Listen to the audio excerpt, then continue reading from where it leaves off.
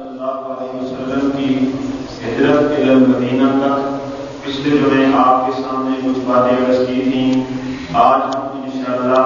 رسول اللہ صلی اللہ علیہ وسلم کی ہجرت کے پہلے سال کا مختصراً ذکر کریں گے اور اس کے بعد انشاءاللہ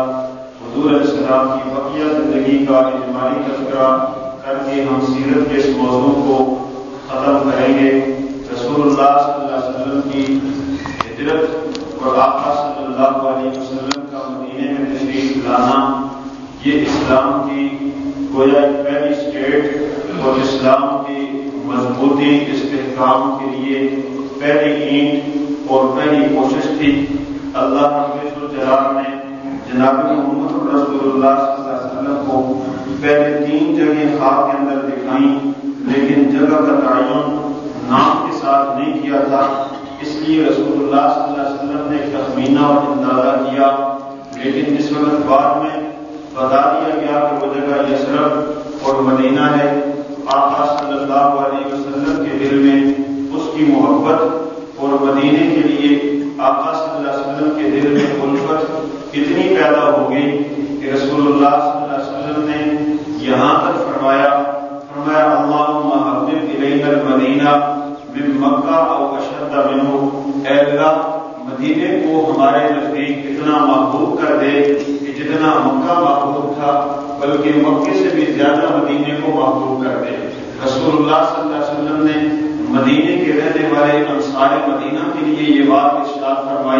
فرمایا اگر ہجرت نہ کرنا ہوتی تو پھر مجھے اللہ پیدا ہی انصار کے اندر کرتے، لیکن ہجرت کرنا تھی اس لیے اللہ نے پیدا تو مجھے قریش میں کیا، مکے میں کیا، اور پھر ہجرت کا حکم دے کر مجھے انصار کے پاس پہنچایا۔ فرمایا یہ انصار اتنے عظیم لوگ ہیں، اگر مختلف جماعتیں چل رہی ہوں، حضور نے فرمایا مختلف گروہ، مختلف طبقے، مختلف جماعتیں الگ الگ رستوں پہ چل رہی ہوں تو میں اس رستے کا انتخاب کروں گا جس رستے پہ انصار چل رہے ہوں۔ یہ آقا صلی اللہ علیہ وسلم کا مدینہ کے ساتھ محبت تھی، آقا کی انصار مدینہ کے ساتھ محبت تھی کہ رسول اللہ صلی اللہ علیہ وسلم جس وقت مکہ فتح ہو گیا، بیعت عقبہ ثانیہ کا تذکرہ میں نے پچھلے جمعے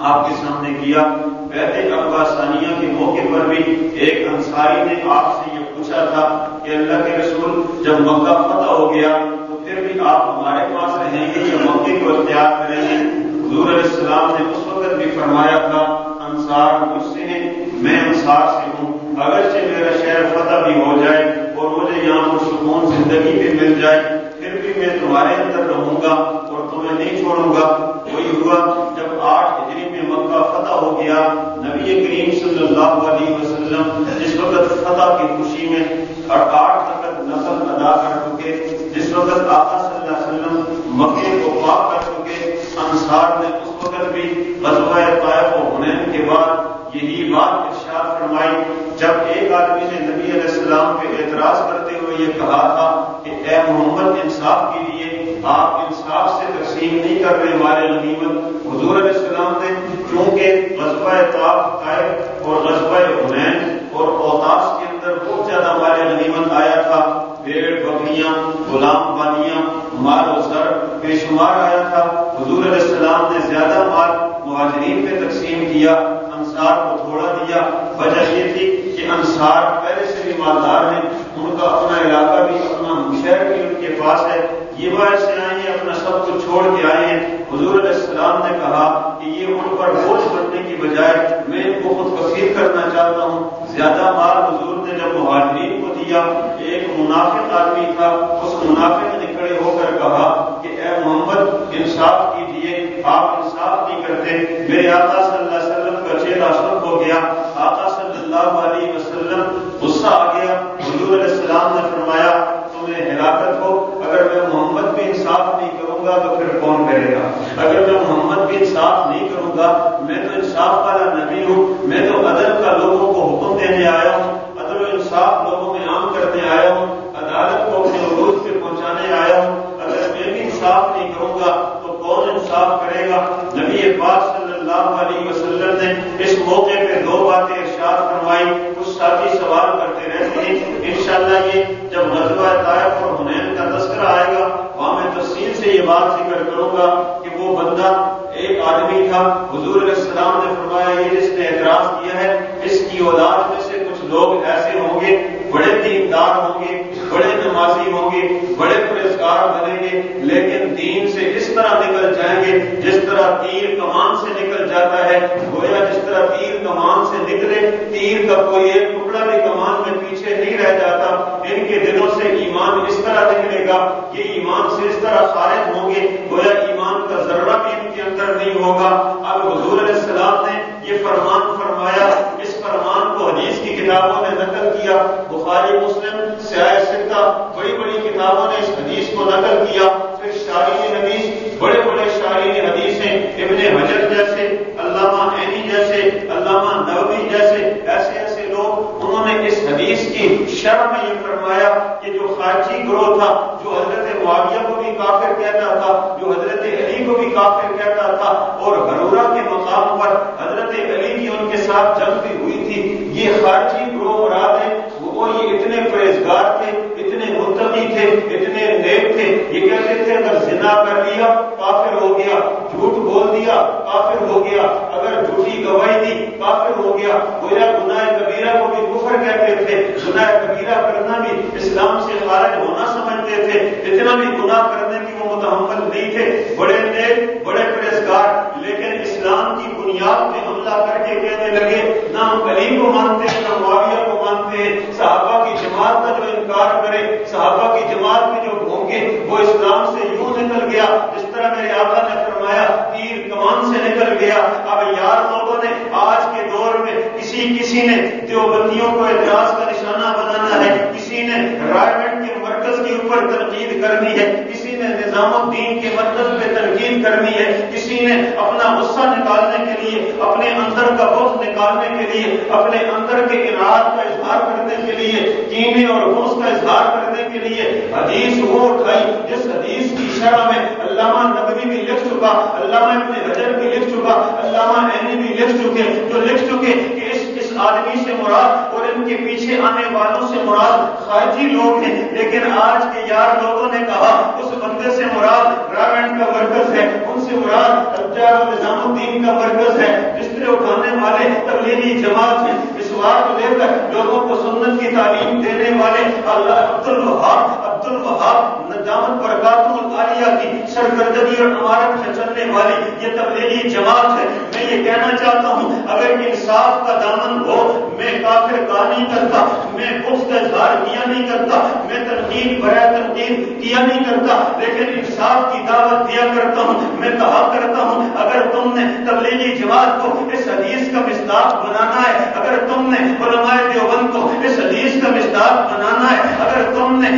ممبر کے اوپر بیٹھ کر ظرف کا مظاہرہ کرنا ہے, کم ظرفی کا مظاہرہ نہیں کرنا, بد ظرفی کا اور کم علمی کا مظاہرہ نہیں کرنا, انصاف کے ساتھ کسی ایک شارع حدیث قدیم یا جدید آج کے دور کے کسی ایک شارع حدیث کا یہ معنی دکھا دو, پھر ہم مان لیں. جب شارعین حدیث اجلہ شارعین یہ کہیں اس حدیث کا مصداق خارجی ہیں اور تم کو اس حدیث کا مصداق دیوبندی ہیں, ہم یہ کہیں گے کہ دیوبند کے خلاف تمہارا بغض ہے, دیوبند کے خلاف تمہاری عداوت ہے, دیوبند کے خلاف تمہارا کینہ ہے, دیوبند کے خلاف تمہارے اندر کی جلن ہے, دیوبند کے خلاف تمہارے اندر کا حسد ہے, اور حسد کا علاج کوئی بھی نہیں ہوا کرتا, کینے کا علاج کوئی بھی نہیں ہوا کرتا, صرف دعا ہو سکتی ہے اللہ ان کے دل کے کینے کو ختم کر دے, ان کے دل کی جلن کو ختم کر دے, اللہ انصاف دے دے, اللہ جس ممبر پہ بیٹھتے ہیں اس ممبر کا بھرم دے دے, اللہ جو داڑھی رکھ کے لوگوں کو بیوقوف بناتے ہیں اس داڑھی کا ان کو احترام دے دے,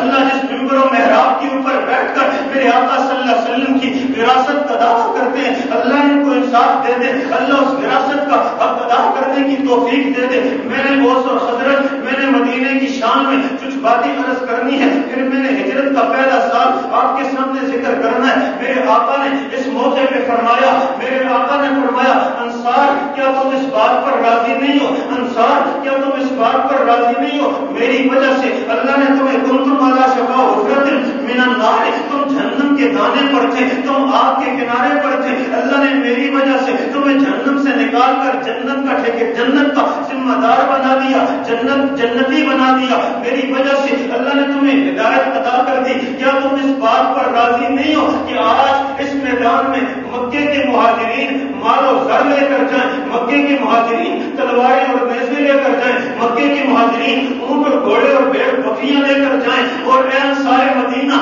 تم جس وقت جا رہے ہو تو محمد رسول اللہ کو لے کے جاؤ، تم محمد کو لے کر جاؤ۔ جب یہ بات کہی انصار مدینہ کا چہرہ کھل اٹھا، انصار مدینہ خوش ہو گئے، فرمایا اللہ کے رسول ہمارے اندر سے چند بیوقوف تھے جنہوں نے یہ باتیں کی ہیں، ہم یہ بات نہیں کر سکتے، ہم کبھی بھی آپ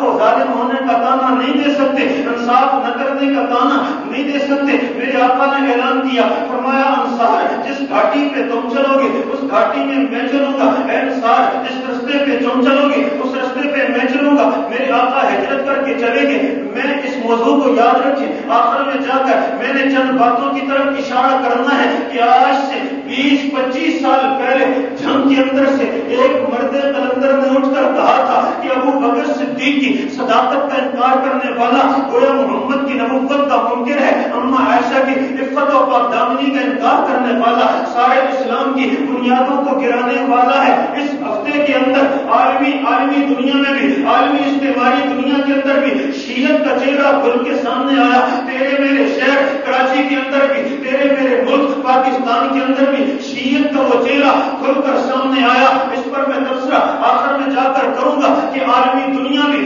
اب کہنے لگ گئی ہے کائنات کا بدترین کافر شیعہ ہے۔ دارالعلوم دیوبند اور دارالعلوم دیوبند سے منسلک ساری کی ساری تنظیمیں جماعتیں ادارے بھی کہنے لگ گئے ہیں بدترین کافر شیعہ ہے۔ جامعہ الازہر کے اساتذہ اور اس کے وقت میں بھی کہنے لگ گئے ہیں جب دنیا کا بدترین کافر شیعہ ہے، یہودیوں عیسائیوں سے بڑا کافر، مجوسیوں ہندوؤں سے بڑا کافر شیعہ ہے۔ اس کی وجہ میں آگے چلتا ہوں، موضوع نکلے نا، اس لیے میں عرض کرتا ہوں میرے آقا جب ابو بکر صدیق کو لے کر نکلے تو غار ثور میں میرے آقا صلی اللہ علیہ وسلم نے 3 دن کے قیام کے بعد میرے آقا جب گئے قباء کی بستی میں، یہاں رستے میں 14 دن لگ گئے، جو 7 دن قباء پہنچنے تک لگ گئے اور قباء سے مدینہ پہنچنے تک مزید 7 دن لگ گئے۔ پورے 14 دنوں میں میرے آقا مکے سے نکل کر مدینہ المنورہ میں پہنچے اور قباء کی بستی میں میرے آقا نے جو پہلی مسجد تعمیر کی، پچھلے جمعے میں نے ہلکا سا ذکر کیا کہ حضور نے پہلا پتھر اپنے ہاتھوں سے رکھا، ابو بکر پاس تھے، کہا 7 تم پتھر رکھو، عمر پاس تھے، کہا تم 7 پتھر رکھو، 7 عثمان تھے، کہا 7 والا پتھر تم رکھو، اور علی کو چھوڑ کے آیا ہوں مانگتے دینے کے لیے، وہ ابھی تک پہنچا نہیں، اگر پہنچا ہوتا تو 5واں پتھر علی سے رکھواتا۔ یہ میں خلافت کی ترتیب بتانے لگا ہوں، میرے بعد ابو بکر ہوگا، اس کے بعد عمر ہوگا، اس کے بعد عثمان ہوگا، اس کے بعد علی المرتضیٰ ہوں گے۔ میرے آقا یہ قباء کی مسجد تعمیر کرنے کے بعد آج جمعرات گزری ہے اور جمعے کی صبح ہے، میرے آقا صلی اللہ علیہ وسلم جمعے کی رات کو قباء کی بستی سے نکل پڑے اور رستے میں مدینے کی طرف قصد ہے، ابھی مدینے پہنچے نہیں، رستے میں ایک محلہ آیا بنو سالم کا محلہ، بنو سالم کے محلے میں میرے آقا صلی اللہ علیہ وسلم نے وہاں ایک مسجد ہے، مسجد بنو سالم، مسجد بنی سالم کے اندر میرے آقا نے جمعے کا نماز کا وقت ہو گیا، آپ کو یاد نہ ہو دوبارہ تازہ کرتا ہوں کہ میرے آقا کا ایک صحابی اسد بن زرارہ رضی اللہ تعالیٰ عنہ، مصعب بن عمیر رضی اللہ تعالیٰ عنہ، سعد بن عبادہ رضی اللہ تعالیٰ عنہ، سعد بن معاذ رضی اللہ تعالیٰ عنہ، یہ 2 صحابی سعد بن معاذ اور سعد بن عبادہ اوس اور خزرج کے سردار تھے، اور مصعب بن عمیر حضور کی شکل و شباب کے ساتھ سب سے زیادہ مشابہت رکھنے والے، حضور کے داعی مبلغ اور حضور علیہ السلام کی طرف سے نائب بن کے مدینے میں آئے تھے، اور اسد بن زرارہ نے، اسید بن خزیر نے اپنا مکان وقف کر کے ان کو دعوت کے لیے مرکز بنا کر دیا۔